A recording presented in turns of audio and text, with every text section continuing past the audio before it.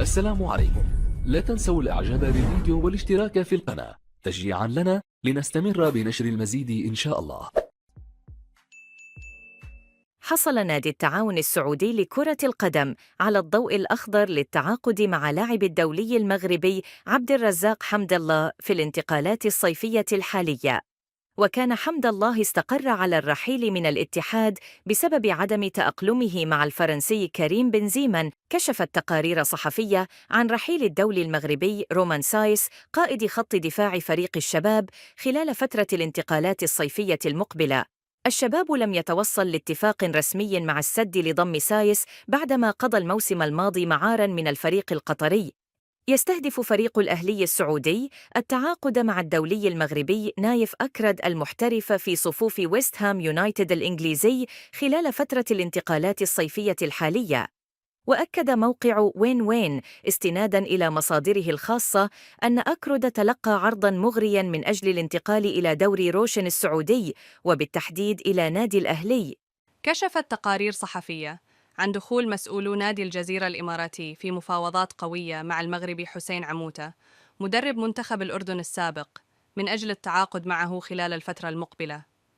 التقارير أكدت أن المدرب المغربي تلقى عرضاً أيضاً من أحد أندية دوري روشن لقيادة الفريق في الموسم المقبل، ويفاضل عموتة بين عرض الجزيرة الإماراتي والعرض السعودي قبل أن يحدد وجهته المقبلة بشكل رسمي خلال الأيام المقبلة. أعلن نادي نهضة بركان المغربي عن تعاقده مع منير المحمدي في صفقة انتقال حر بعد نهاية عقده مع الوحدة السعودي. كان الدولي المغربي قد أنهى علاقته مع الوحدة حيث لم يتم الاتفاق على التجديد بعد فترة ناجحة حيث خاض فيها 55 مباراة، حافظ على نظافة شباكه في 10 مواجهات بينما استقبلت شباكه 81 هدفاً. كشفت تقارير صحفية أن نادي مارسيليا الفرنسي وضع المغربي عز الدين أوناحي ضمن قائمة المغادرين خلال فترة الانتقالات الصيفية الحالية. هناك احتمالية انتقال النجم المغربي عز الدين أوناحي إلى دوري روشن خلال فترة الانتقالات الصيفية الجارية، وقد يوافق مارسيليا على بيع اللاعب هذا مقابل 10 ملايين يورو فقط. كشفت تقارير صحفية عن رغبة كبار أندية دوري روشن السعودي للمحترفين في التعاقد مع الجناح المغربي سفيان رحيمي لاعب فريق العين الإماراتي خلال فترة الانتقالات الصيفية الحالية. المغربي سفيان رحيمي مطلوب في دوري روشن حيث يوجد 3 أندية سعودية تسعى للتعاقد مع اللاعب الذي يرتبط مع العين الإماراتي بعقد يمتد حتى صيف 2025، وهذه الأندية هي الأهلي، النصر والاتحاد. أكدت التقارير الصحفية بأن نادي بنفيكا البرتغالي بدأ التحرك لاستعادة جواو فيليكس من أتلتيكو مدريد هذا الصيف. وأشارت التقارير بأن بنفيكا قدم عرضاً لفريق أتلتيكو مدريد بقيمة 33 مليون يورو بالإضافة للمكافآت ونسبة 50% من البيع المستقبلي للاعب. وأفادت التقارير بأن برشلونة يريد اللاعب ولكن أزمته المالية جعلته غير قادر على مطابقة عرض بنفيكا بالإضافة لاهتمام مانشستر يونايتد أيضاً.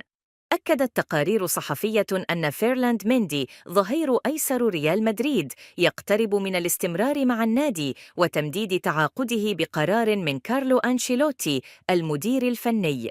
وفقاً لمحطة الكادينا سير الإسبانية، فإن نادي برشلونة الإسباني يرى أن سعر نجم المنتخب الإسباني نيكو ويليامز في متناولهم وبالإمكان دفعه، ولكن العقبة فقط تكمن في راتبه. فالنادي قادر على دفع الشرط الجزائي الموجود في عقده، ولكن ليس على استعداد للدخول في مزايدة على راتبه مع أندية الدوري الإنجليزي وباريس سان جيرمان والذين يستهدفون أيضاً اللاعب وبشدة.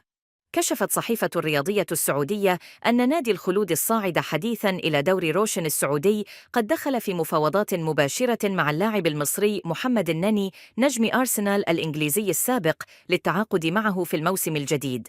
وكان أرسنال أعلن في وقت سابق عن رحيل لاعب الوسط صاحب 31 عاماً عن الجانرز بعد 8 مواسم قضاها مع الفريق الإنجليزي. أكدت صحيفة كوريري دي بولونيا أن نادي أرسنال يقترب كثيراً من حسم صفقة التعاقد مع الإيطالي ريكارد كلافيوري لاعب بولونيا، وسيقدم أرسنال عرضاً لبولونيا بقيمة 55 مليون يورو من أجل شراء ريكاردو كالافيوري، وهو العرض الذي يجدون أنه من المستحيل رفضه. اللاعب جاهز للسفر إلى لندن، ومن المتوقع أن يتم الانتهاء من الصفقة في غضون ساعات قليلة.